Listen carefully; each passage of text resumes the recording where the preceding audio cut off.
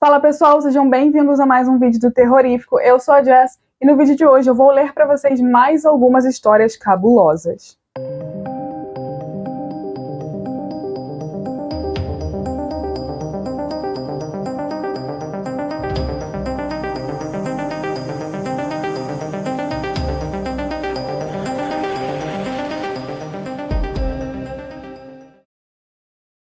Bom, vamos direto ao ponto, vocês já sabem qual é o intuito desse vídeo, qual é o formato dele. E a primeira história se chama Portal da Mente. Em 1983, uma equipe de cientistas profundamente devotos conduziu um experimento radical em uma instalação não revelada. Os cientistas teorizaram que um ser humano sem acesso a quaisquer sentidos ou meios de perceber estímulos seria capaz de perceber a presença de Deus. Eles acreditavam que os 5 sentidos obscureciam nossa consciência da eternidade, e sem eles, um ser humano poderia de fato estabelecer contato com Deus pelo pensamento. Um homem idoso que alegava não ter nada mais pelo que viver foi o único sujeito de teste a se voluntariar.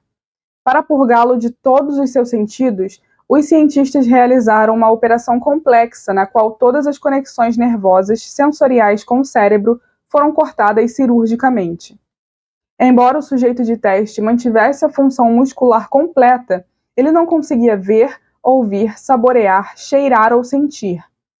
Sem nenhuma maneira possível de se comunicar ou mesmo sentir o mundo exterior, ele estava sozinho com seus pensamentos.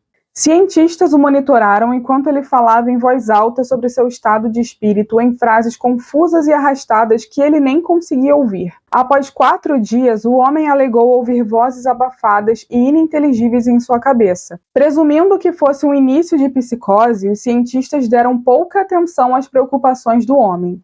2 dias depois, o homem chorou, dizendo que conseguia ouvir sua falecida esposa falando com ele, e mais ainda, que conseguia se comunicar de volta.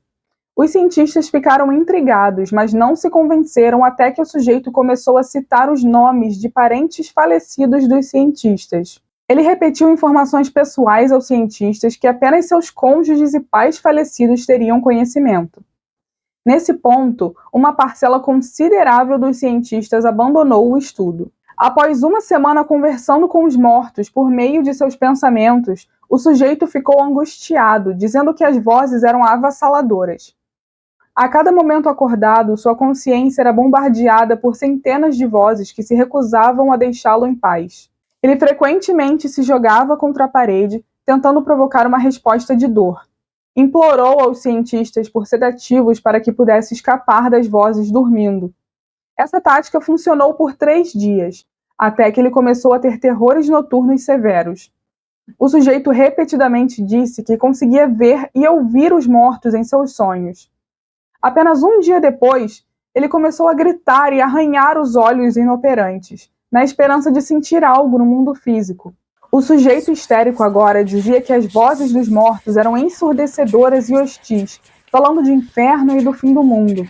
A certa altura, ele gritou, sem céu, sem perdão, por 5 horas seguidas. Ele implorava continuamente para ser morto, mas os cientistas estavam convencidos de que ele estava perto de estabelecer contato com Deus. Depois de mais um dia, o sujeito não conseguia mais formar frases coerentes. Aparentemente louco, ele começou a morder pedaços de carne do próprio braço. Os cientistas correram para a câmara de teste e o amarraram a uma mesa para que ele não pudesse se matar. Depois de algumas horas amarrado, o sujeito parou de se debater e gritar. Ele olhou fixamente para o teto enquanto lágrimas silenciosamente escorriam por seu rosto. Por 2 semanas, o sujeito teve que ser reidratado manualmente devido ao choro constante. Eventualmente, ele virou a cabeça e, apesar da cegueira, fez contato visual focado com o cientista pela primeira vez no estudo. Ele sussurrou: "Eu falei com Deus, e ele nos abandonou, e seus sinais vitais pararam. Não houve causa aparente de morte."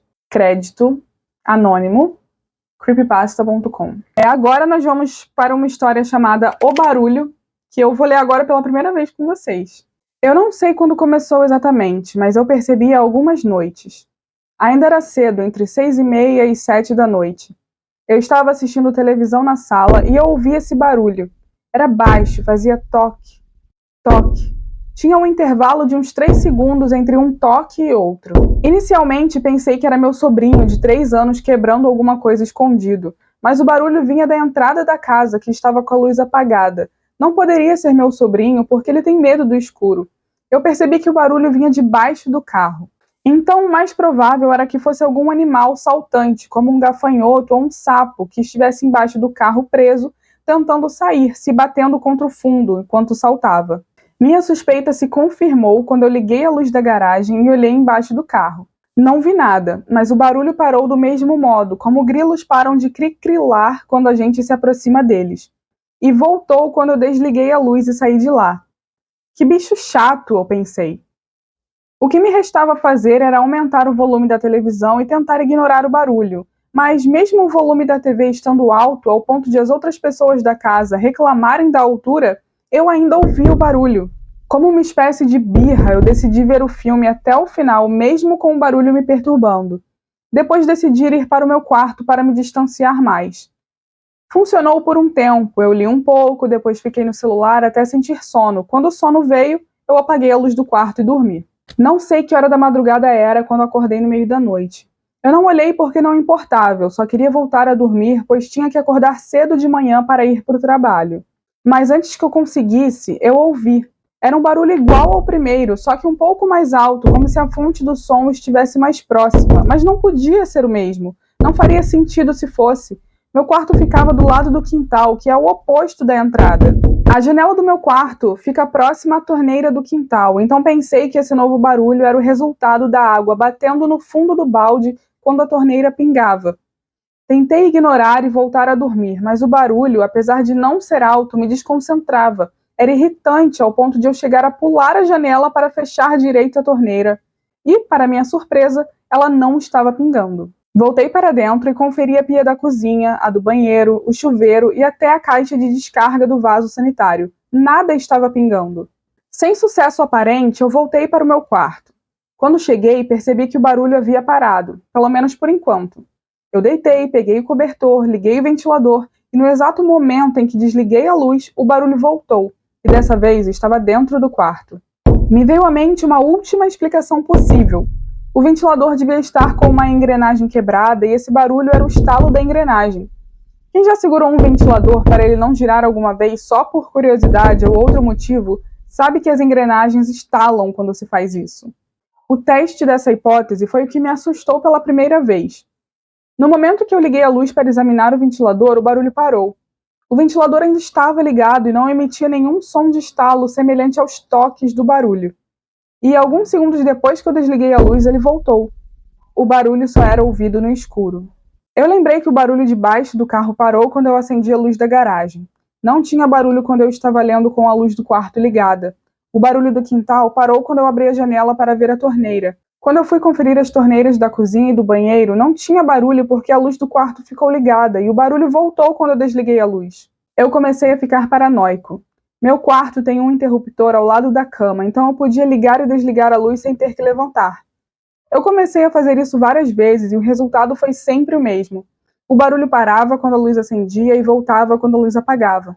Eu pensava, esse barulho é só um inseto que entrou no quarto quando eu abri a janela. Eu queria acreditar nisso. Era a única explicação lógica possível. Num instinto infantil de autopreservação, eu cobri meu rosto totalmente com o cobertor, dizendo a mim mesmo que estava fazendo aquilo para não ser picado pelo inseto, e dormi com a luz ligada. No dia seguinte, não havia mais barulho. Eu acordei tarde e não tive tempo de procurar pelo inseto, mas prometi a mim mesmo que quando voltasse do trabalho, aquele maldito bicho ganharia uma boa sapatada. Quando eu cheguei, para a satisfação da minha mãe, eu limpei todo o quarto com a intenção de encontrar o bicho que não me deixou dormir à noite. Eu encontrei 4 baratas, 2 grilos e muitas traças, mas nada do inseto que fazia aquele barulho. Imaginei que ele fugiu enquanto eu estava no trabalho. Pelo menos minha noite seria tranquila, eu imaginei. O início da noite foi bem tranquilo. Só por precaução eu deixei a luz da garagem ligada. Não ouvi nada até as 9 da noite. Ainda era um pouco cedo para dormir, eu geralmente durmo às 10h30, mas senti sono cedo, talvez por não ter dormido o suficiente na última noite. Eu fui deitar e fiquei mexendo no celular até estar totalmente sonolento. Minha intenção era me forçar a dormir a noite toda, sem acordar de madrugada de novo. Quando o sono veio, eu até considerei deixar a luz ligada, mas pensei que isso era besteira. Eu havia conferido o quarto todo de tarde e não havia nenhum bicho. Desliguei a luz e dormi. O plano não deu muito certo. Eu não consegui dormir por toda a noite. Eu acordei e ele estava lá. O mesmo barulho parecia estar dentro do quarto, em algum lugar em cima do roupeiro. Eu liguei a luz e subi em uma cadeira para olhar em cima do guarda-roupa, mas não encontrei nada. Quando a luz apagou, o barulho estava embaixo da cama, depois embaixo da mesa e depois atrás do ventilador. Cada vez que eu ligava a luz, o barulho mudava de lugar. Eu estava começando a ficar com medo. Eu estava criando teorias sobre isso ser um fenômeno paranormal. Eu tentava me convencer de que não era um tipo de fantasma, pois em relatos sobre fantasmas, as pessoas sempre afirmam sentir presenças, como se houvessem pessoas perto ou observando. Eu não sentia isso, eu não sentia nenhuma presença. Eu só ouvia o barulho. Sem poder fazer nada, decidi dormir, ou pelo menos tentar. Eu me cobri totalmente com o cobertor, inclusive meu rosto, e fechei os olhos, e fiquei parado esperando o sono. Como uma forma de tentar provar para mim mesmo de que não era nada demais aquele barulho, eu decidi apagar a luz. O barulho voltou, e dessa vez estava bem em cima de mim, do outro lado do cobertor. Isso me deixou nervoso, aquilo com certeza não era um inseto. Eu tentei ficar imóvel, mas o medo era mais forte, eu comecei a tremer. E surpreendentemente o barulho parou. Por um instante eu achei que ia ser atacado pelo monstro imaginário que eu criei na minha mente, mas nada demais aconteceu.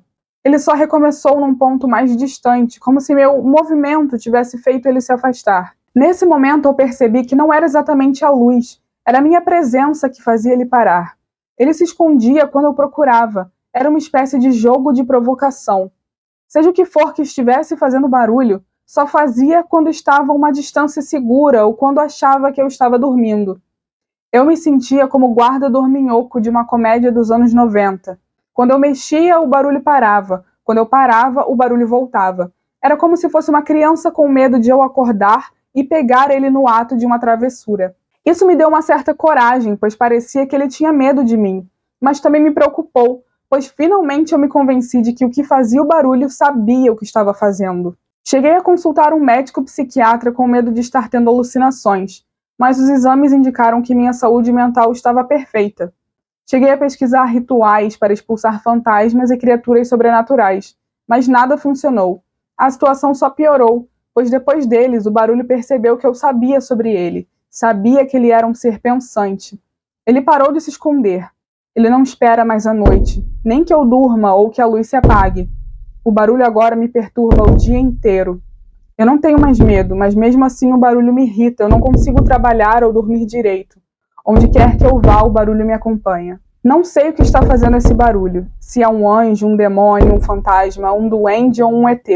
Eu só quero que esse maldito barulho pare. Autor Nemo. creepypastabrasil.com.br. Achei agoniante. Gostei. Tive arrepios terminando assim de ler a história. Achei legal. E é isso que ele falou que agora o barulho sabe que ele sabe, tá ligado? E agora, porra, maneiro, gostei. Agora vamos pra terceira história, terceira e última. Ela se chama O Banheiro dos Fundos. Acordar no meio da noite com a bexiga prestes a estourar é uma coisa que realmente odeio. Primeiro que levantar sonolento de madrugada é uma merda. Segundo que sou uma pessoa extremamente azarada. O que isso tem a ver, você se pergunta? Pode parecer uma conversa sem sentido, mas irei lhe explicar de uma maneira que lhe fará entender. Moro com meus irmãos em uma antiga casa que nossos avós nos deixaram de herança. Algo extremamente bom, pois não tenho dinheiro nem mesmo para um cômodo minúsculo, onde o único espaço, um colchão no chão, preenche por completo. Estava desempregado e tinha acabado de sair de uma relação conturbada. Não vi problemas em dividir o espaço com meus 3 irmãos, nos dávamos muito bem, e éramos todos adultos. Fiquei com a parte de fazer o almoço e o jantar. Como estava sem emprego, foi a forma que encontrei para ajudar. A casa é espaçosa, com 5 quartos, uma cozinha, sala de estar e uma garagem que pode acomodar 2 carros. O problema mesmo sempre foi a questão do banheiro. Veja bem, temos 2 banheiros. Um fica no corredor, próximo ao meu quarto, enquanto o outro apenas nos fundos da casa. Isso significa que se você estivesse muito apertado e o primeiro banheiro estivesse ocupado, Você teria que dar toda a volta até os fundos, destrancar uma porta e atravessar o jardim para acessar o outro. Já era chato fazer isso pela manhã, imagina no meio da madrugada, quando o que você mais quer é voltar a cair nos braços de Morfeu. Outra coisa que preciso lhe falar sobre a segunda instalação sanitária da casa é que não é nem um pouco acomodadora. Enquanto o primeiro tem azulejos na parede, um teto com forro pintado de cor branca e um chuveiro com uma boa pressão, o segundo parecia mais uma obra não acabada. Paredes para rebocar, um telhado quebrado e uma pia e chuveiro que não funcionavam. A única coisa ali que funcionava era o vaso sanitário antigo, com seu barulho desgraçado quando você dava descarga. Sério, era um barulho alto o suficiente para te tirar do modo sonolento e te trazer de volta à realidade. Penso que meus avós estavam planejando esse segundo banheiro, mas morreram antes da obra ficar completa. Em minha infância, meus pais sempre traziam eu e meus irmãos para passar as férias nessa casa e visitá-los. Eu não me recordo de um segundo sanitário, talvez fosse mesmo algo meio recente. Vovó tinha morrido primeiro e vovô não conseguiu aceitar a partida da esposa, entrando em um estado profundo de depressão. Deveriam ser umas 2 da manhã quando levantei-me apertado para usar o banheiro e vi que meu irmão tinha chegado primeiro. Até esperei um pouco, mas o idiota estava com problemas de estômago e aquilo iria demorar mais do que deveria.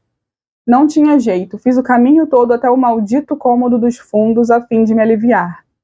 Procurei o interruptor para acender a luz, depois fechei a porta, caminhei até o vaso e fiz o que tinha vindo fazer. Me lembro de ter olhado para o teto, observado as telhas com teias de aranha e buracos feitos pelas brigas de gatos dos vizinhos. Se um dia eu conseguisse um bom dinheiro, poderia mandar ajeitar tudo, deixar o lugar mais aconchegante, pelo menos. Puxei a corda da descarga, ouvindo aquele som alto dos infernos, e fui em direção à saída, pretendendo lavar as mãos na torneira do jardim, pois, como eu disse antes, a pia dali não funcionava. Imagina a minha surpresa quando puxei a porta e ela não abriu. Eu não a tinha trancado, nem era possível, esqueci de dizer, mas a única maneira de trancá-la era pelo lado de fora. Cogitei a hipótese de um dos meus irmãos estar tentando me pregar uma peça. Aqueles idiotas gostavam de fazer esse tipo de coisa. Muito engraçado, agora abram a porta, eu disse, tentando entrar na brincadeira. Sem resposta. Vamos, abram! Elevo o meu tom de voz, novamente sem respostas. E se não tivesse sido eles? Esse pensamento passava em minha mente, mas não poderia ser isso. Quem poderia ter feito tal coisa senão um deles? Um invasor, talvez? Um ladrão que entrou na casa às escondidas e me trancou aqui para não ter que se preocupar com um dos irmãos. Que droga, pensei em muitas coisas, mas nada parecia encaixar. O pior de tudo era que não adiantaria o quanto eu berrasse. Os quartos dos meus irmãos eram bem distantes, eles não poderiam me ouvir. A solução que encontrei foi a de tentar arrombar a porta. Tomei impulso, estava prestes a colocar aquela ideia em ação, mas antes que pudesse fazê-lo, a luz piscou, deixando tudo escuro por aproximadamente 5 segundos. Meu sangue gelou. Uma pontada em minha cabeça me fez dar um gemido baixo de dor. Foi tudo muito estranho. Me sentei no chão, perto de alguns escombros, pedaços de parede, restos de entulho, possivelmente deixados por meus avós. De repente, minha mão toca em um pedaço de papel em meio à bagunça. Eu ainda estava me recuperando daquela estranha dor de cabeça de antes, que piorara um pouco com a volta da luz. Logo, a ideia de arrombar a porta tinha ficado para depois. Sentado, naquele canto nem um pouco amigável, trago o papel para minha visão, vendo as letras escritas com uma caneta de cor vermelha. Pareciam instruções. Estava escrito: traga o prato com um pequeno animal morto. Um lagarto ou um camundongo são as melhores opções. Entretanto, com um camundongo, são altas chances de sucesso. Sem janelas, isso é muito importante. Leia o que lhe enviei em voz alta quando tudo estiver pronto. Você saberá quando funcionou. Lembre-se, 5 vezes é o suficiente. Não entre mais no cômodo depois disso. Não entre. Agora aproveite, mate sua saudade. Fiquei completamente confuso, pensando que tudo não deveria ser um tipo de brincadeira. Meu coração quase parou quando virei o papel. Tinha uma coisa a mais, escrita do outro lado. Dizia: se você desobedeceu e entrou no cômodo mais de 5 vezes, pode ter ficado confiante de que nada aconteceu, mas quando você menos esperar, a porta trancará. Isso acontecerá em algum momento após passar o número de vezes. Pode ser logo que quebrar a regra ou pode demorar um pouco. Caso aconteça, espere aquele que você prendeu no cômodo se manifestar. Ele está sozinho, trancado, culpa sua. Implore. Talvez tenha sorte na primeira e, caso tenha, nunca mais volte. Antes que eu pudesse demonstrar alguma reação, escuto passos em minha direção. Eu não queria levantar a cabeça para olhar quem era, mas uma estranha força parecia forçar-me a fixar quem estava em minha frente. Eu levanto a cabeça. É a vovó, ou pelo menos é o que eu acho que era. A senhora alegre de minha infância tinha agora um olhar cansado. Seus olhos, grandes e arregalados, pareciam afundar em seu rosto, sendo devorados pelo excesso de pele na face envelhecida. Abri a boca para falar, mas nada saía, nem um mísero som. Não conseguia parar de tremer, meu corpo agia por vontade própria, não obedecia mais meus comandos. Todas as informações demoravam para chegar até meu cérebro. Não sei quanto tempo a encarei, até finalmente lembrar daquela palavra, implorar. Consegui falar, na verdade, implorei. Falei de tudo para o que quer que fosse, que me deixasse partir. Eu não tinha nada a ver com aquilo, nem sabia que esse tipo de coisa acontecia aqui. A entidade sorriu largamente, como se estivesse se alimentando do meu sofrimento. Não, aquilo não era a vovó, não poderia ser. Era algo que usava sua pele com o objetivo de enganar. O rosto distorcido e seu sorriso macabro foram as últimas coisas que eu vi quando a luz se apagou de vez. Era de manhã. Acordei com meus irmãos me balançando e gritando meu nome. A porta finalmente tinha sido aberta. Eles me ajudaram a me levantar, me levaram até a cozinha, sentei-me em uma das cadeiras e contei tudo o que tinha acontecido. No começo, acharam que eu estava brincando. Entretanto, minha palidez e o pavor que eu tive quando um deles afirmou que iria até o banheiro procurar o pedaço de papel fizeram eles acreditarem em mim. Decidi sair da casa 3 dias depois desse ocorrido. Ficaria na casa de um amigo até arranjar um emprego. Queria distância daquele lugar. Aconselhei meus irmãos a fazerem o mesmo. Nunca mais voltei. Hoje, pensando sobre isso, entendi que o vovô amava a vovó. Amava o bastante para se iludir que haveria outra vez, fazendo um ritual qualquer, trancando sua alma em um cômodo. É uma pena, pois aquilo nunca foi ela. Essa também é do creepypastabrasil.com.br. Eu vou procurar o nome do autor depois certinho para colocar aqui também. E é isso, pessoal. Esse foi o vídeo. Espero que tenham gostado. Mais uma vez, como sempre, deixe seu like, compartilha com os amigos, quem você acha que vai curtir esse tipo de vídeo. Deixa seu comentário, me diz qual das histórias você gostou mais. Não esqueça de se inscrever se você ainda não é inscrito. Ativa o sininho também para receber nossas notificações e não perder nenhum vídeo novo que a gente postar. Lembrando também que a gente está querendo começar um novo quadro no canal, contando relatos assustadores dos nossos inscritos. Então não deixe de mandar o seu relato se você tiver, você ou algum amigo, algum conhecido que passou por algum caso estranho, sobrenatural. Manda pra gente, eu vou deixar o e-mail na descrição. A intenção é que eu leia também esses casos, assim como eu leio essas histórias de terror. E aí, se for o caso, se você não quiser se identificar, deixa tudo certinho no e-mail, dá um nome fictício, tanto faz, eu só quero saber o que aconteceu com você. E é isso, nos vemos no próximo vídeo.